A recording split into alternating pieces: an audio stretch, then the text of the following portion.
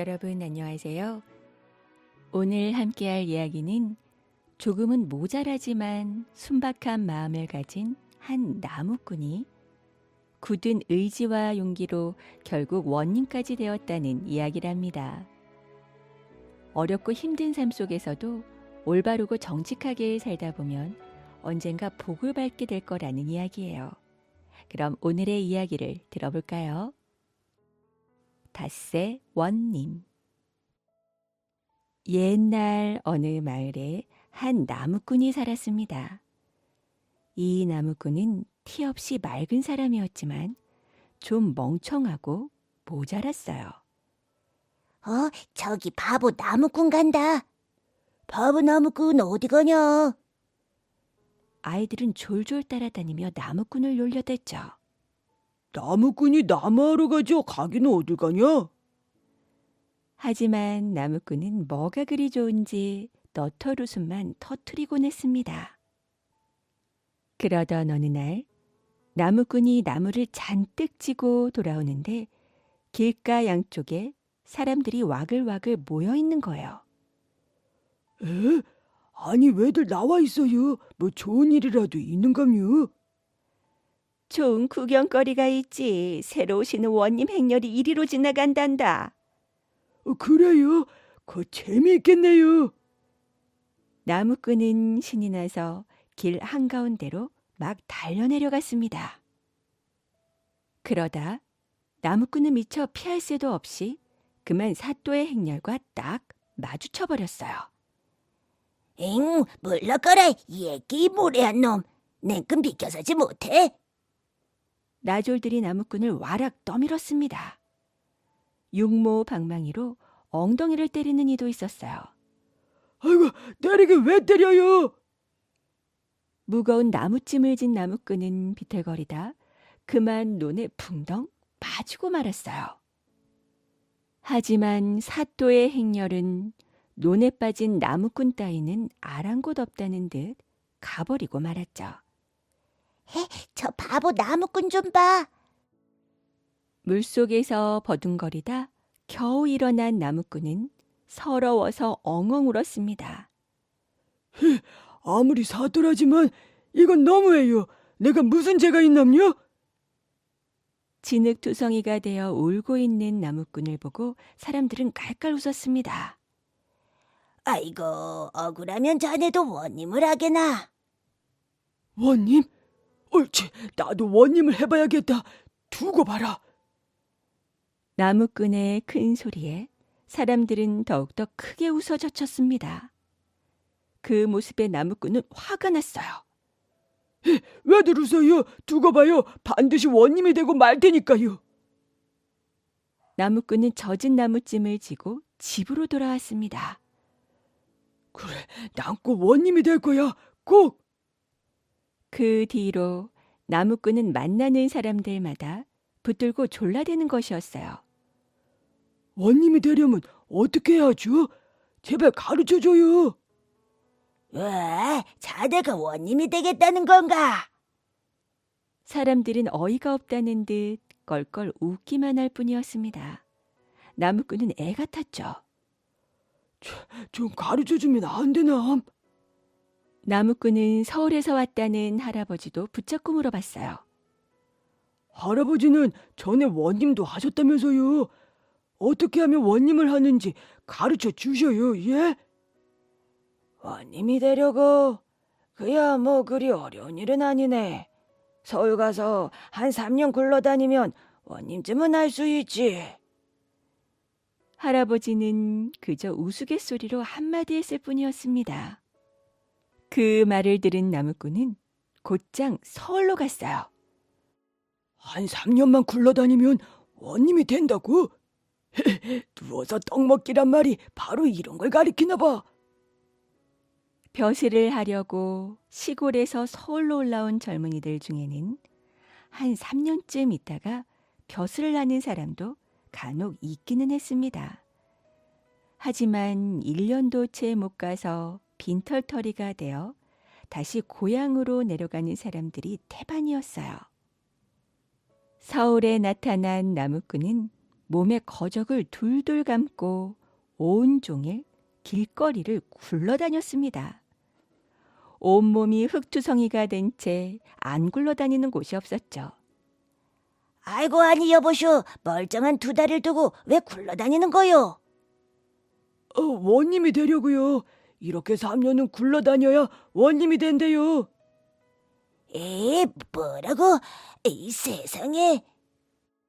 사람들은 우스꽝스러운 나무꾼을 구경하려고 모여들었죠. 야, 저기 나무통 온다.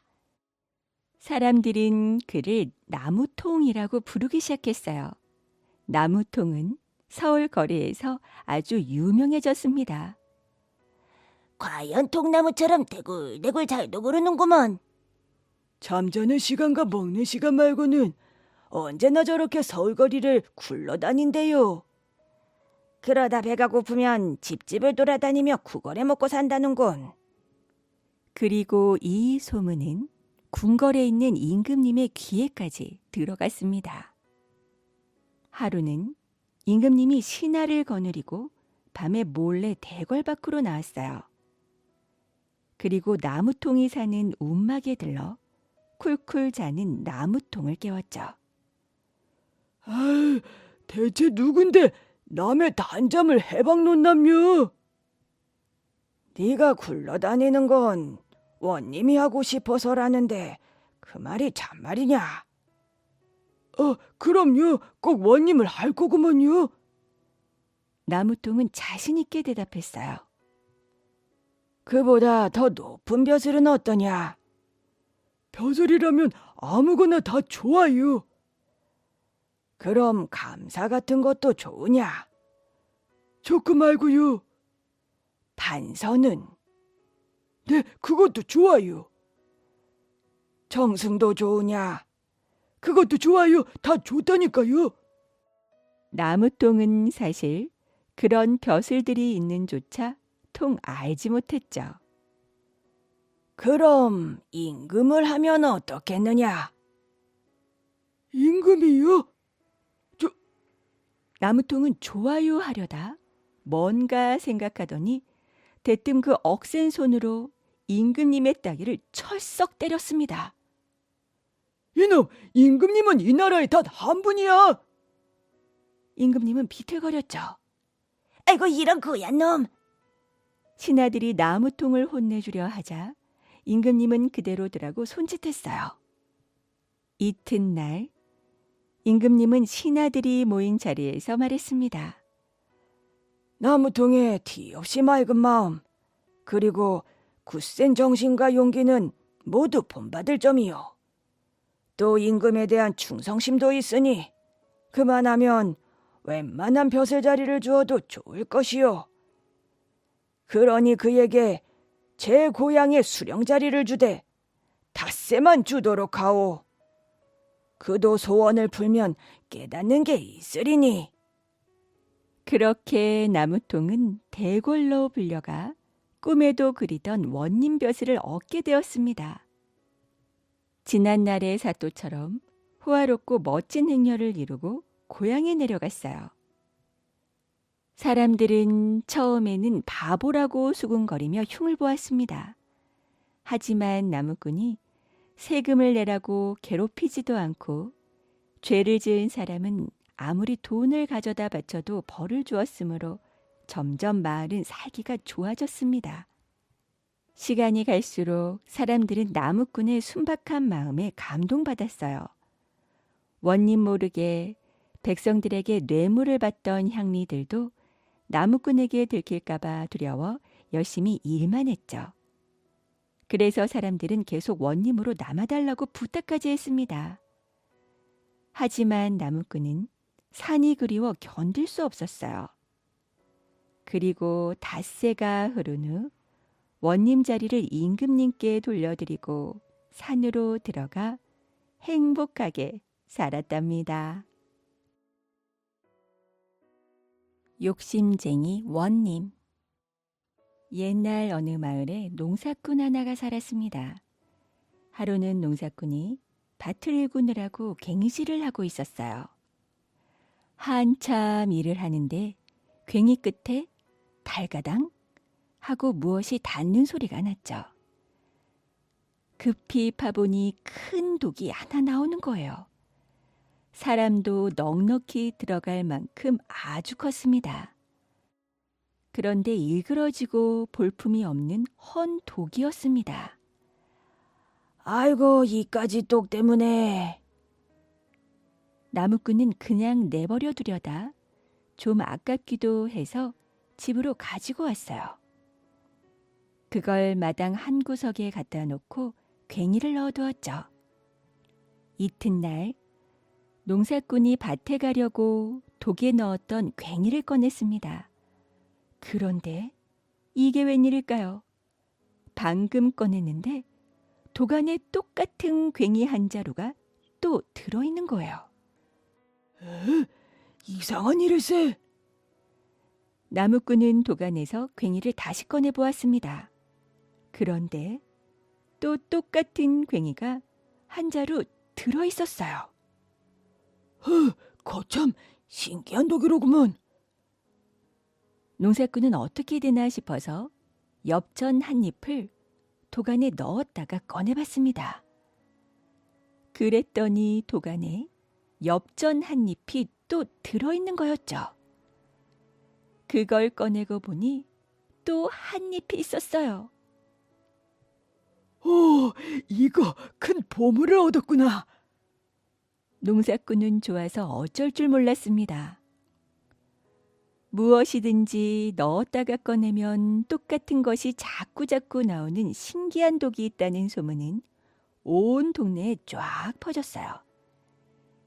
이 동네에 인색하기로 이름난 부자 영감이 하나 있었는데 소문을 듣고 욕심이 왈칵 나서 견딜 수가 없었죠. 어떻게 그 독을 빼앗아올까 온통 그 금리뿐이었습니다.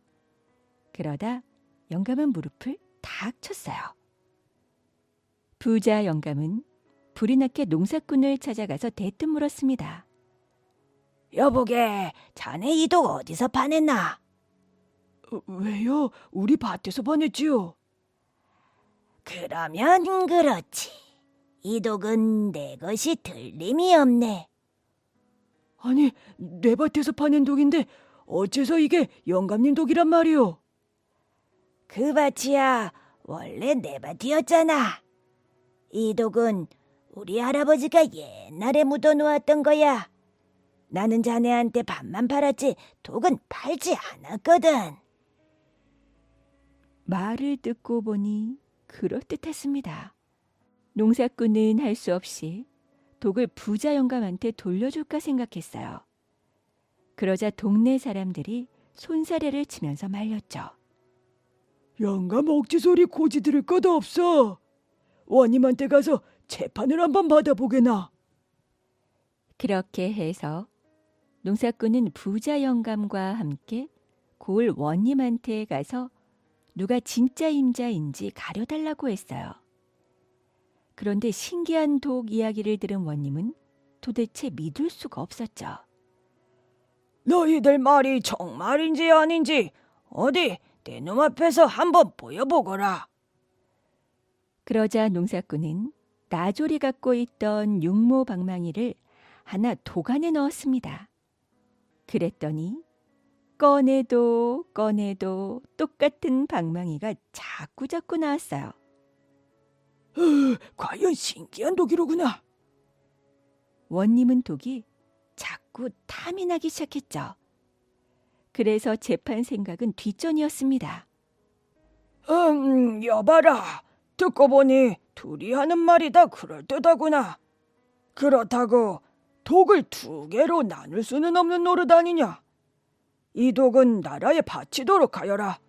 그러면 싸우는 일도 없을 것이고 너희들은 만백성의 본보기로 칭찬받을 것이니라. 알겠느냐? 농사꾼과 부자 영감은 너무 어이가 없어 입만 벌리고 멍하니 원님을 바라보았어요.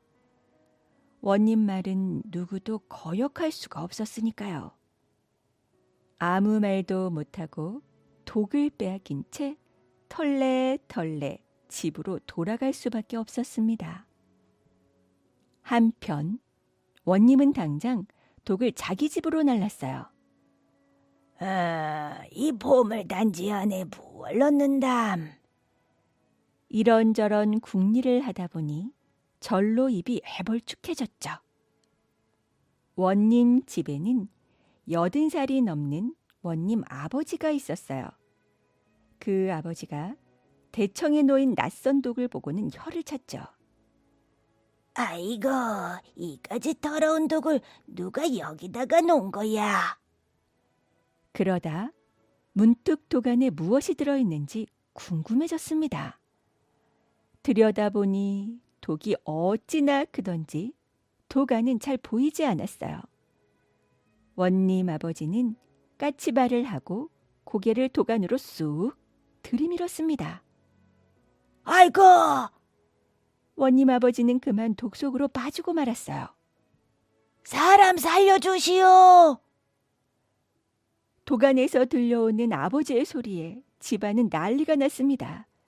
원님이 달려와 얼른 아버지를 독에서 꺼냈죠. 그런데 독 안에 또 아버지가 있질 않겠어요. 머뭇거리고 있으니 독 안에서 소리를 쳤습니다. 무엇들 하느냐? 어서 나를 꺼내지 않고. 원님은 아버지를 다시 꺼냈습니다. 꺼내고 보니 독 안에는 똑같은 아버지가 또 있었어요. 이 아버지도 꺼내고 저 아버지도 꺼내고 꺼내놓고 보면 독 안에 똑같은 아버지가 또 있고 또 있고 이렇게 계속 꺼내다 보니 대청에는 원님 아버지가 가득 찼습니다. 도대체 누가 진짜 아버지인지 알 수가 없었죠. 아버지! 원님은 아버지를 불러보았어요. 그랬더니 그 많은 아버지들이 한 소리로 말했죠. 왜 그러느냐? 내가 네 아버지다. 그러다 아버지들끼리 말싸움이 붙었습니다. 내가 진짜 원님 아비다. 가짜들은 썩 물러가거라. 네가 뭔데 내 행세를 하려 드느냐? 나야말로 진짜다. 나중에는 아버지들이 서로 멱살을 잡고 치고 받고 하면서 난리가 아니었습니다. 싸움은 차차 심해져 밀치고 당기고 하는 통에 그만 독이 와장창 깨지고 말았어요. 그렇게 신기한 독은 깨져서 그만 못 쓰게 되고 말았죠. 하지만 대청에는 아버지가 하나 가득 그대로였습니다. 원님은 하도 기가 막혀 한숨만 푹푹 내쉬고 있었답니다. 비단장수와 지혜로운 원님. 옛날 어느 고을에 아무리 어려운 사건도 쉽게 해결하는 슬기로운 원님이 있었어요. 그런데 이 원님도 좀처럼 해결할 수 없는 어려운 사건이 생기고 말았습니다. 이 고을 저 고을로 다니며 장사를 하는 비단장수가 있었죠. 이번 설에는 한몫 벌어야겠다. 비단장수는 서울에 가서 비단을 잔뜩 쌓아 짊어지고 길을 떠났습니다. 짐이 무겁고 길은 멀어서 몹시 지친 비단장수는 망두석이 있는 산길에 이르자 짐을 내려놓았어요. 아유, 여기서 좀 쉬어가야지.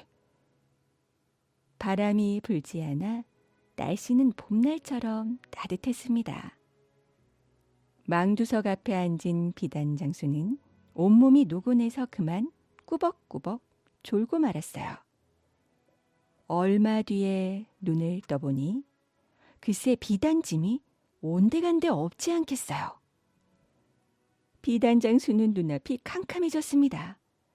망두석 근처를 샅샅이 찾아보고 혹시나 하고 오던 길을 되돌아 달려고도 보았지만 아무런 소용이 없었어요.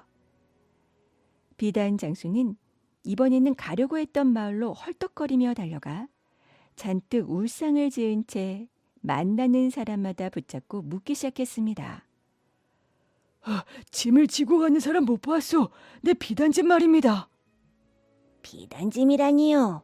그런 짐을 진 사람은 보진 못했어요. 사람들의 대답은 똑같았어요.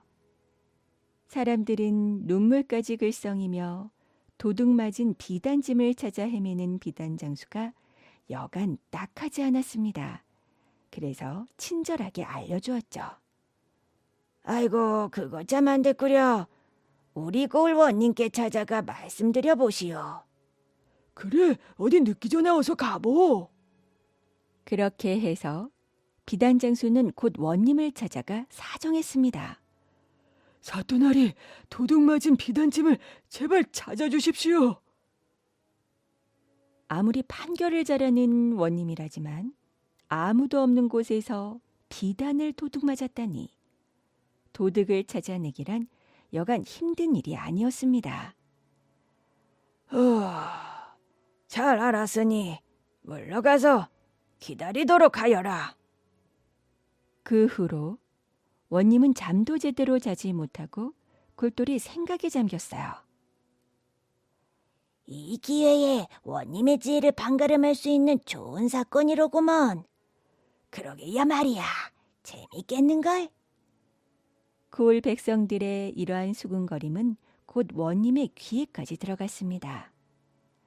원님은 마음이 언짢았어요. 그래서 종일토록 도둑을 찾아낼 방도만 곰곰이 궁리했죠. 그러던 어느 날 원님은 비단 장수를 불러들여 조사를 하기 시작했습니다. 비단짐을 도둑 맞은 곳에 정말 아무도 없었느냐? 예, 아무도 없었습니다. 다만 망두석이 하나 있었을 뿐이지요. 그렇다면 그때 거기 있던 망두석이 훔쳤거나 아니면 다른 놈이 훔쳐가는 걸 봤을 게다. 여봐라, 어서 망두석을 잡아오너라. 원님의 명령을 들은 포졸들은 눈이 휘둥그레졌어요.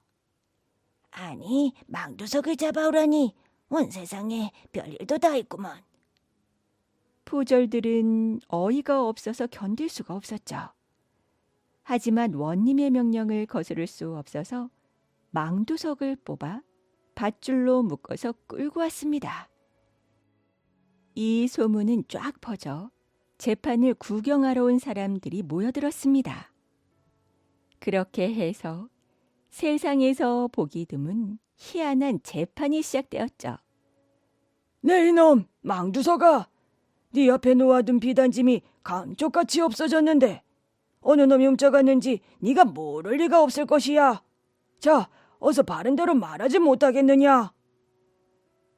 원님은 사람에게 하듯이 망두석에게 호령을 했습니다. 구경꾼들은 낄낄거리며 웃기 시작했죠. 어허, 어째 말이 없느냐? 네 놈이 말하지 않는 걸 보니 네 놈이 도둑 같자고 한 짓이로구나. 여봐라, 저놈을 엎어놓고 볼기를 쳐라. 포졸들은 우르르 달려들어 망두석을 엎어놓고 곤장으로 볼기를 치기 시작했어요. 아이고, 살다 보니 별일일세. 구경꾼들은 더 참을 수 없어 배를 움켜쥔 채 웃어젖혔습니다. 이게 무슨 짓들이냐? 엄숙한 재판을 하고 있는데 감히 웃고 떠들다니. 여봐라, 웃은 놈들을 모조리 잡아 가두거라. 그렇게 해서 웃은 사람은 모두 옥에 갇히고 말았습니다. 원님은 옥에 갇힌 사람들이 용서해달라고 애원하는 것을 보고 못 이기는 체하면서 말했어요. 좋다. 용서해 줄 테니 벌금으로 모레까지 비단 한 필씩을 가져오도록 하여라. 옥에 갇혔다가 풀려난 사람들은 이틀 안에 비단을 모두 바쳤어요. 그런데 이상한 일이 생겼죠.